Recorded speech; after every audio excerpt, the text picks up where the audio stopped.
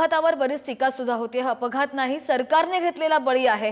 काँग्रेसचे प्रदेशाध्यक्ष हर्षवर्धन सपकाळ यांनी अशा आशयाची टीका केली आहे। विकासाच्या नावाखाली टेंडर द्या आणि कमिशन घ्या हा खेळ सुरू असल्याचं सपकाळ म्हणतात। सरकारने आता तरी जागा होऊन इव्हेंटबाजी सोडून उपाययोजना करावी असं सुद्धा त्यांचं म्हणणं आहे।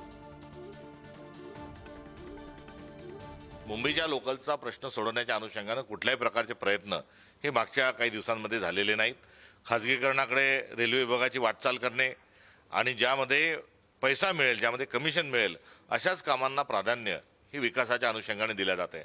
नरेंद्र मोदी 11 वर्ष पूर्ण झाले म्हणून देशभरामध्ये दिंडोरा पिटत असताना हा झालेला जो मृत्यू आहे हा अपघात आहे आणि हे सर्व जे बळी ठरलेले आहेत हे नरेंद्र मोदी यांच्या प्रशासनाचं जो वेंधळपणा आहे आणि मूलभूत सुविधांकडे दुर्लक्ष आहे त्याचा हा परिपाक आहे।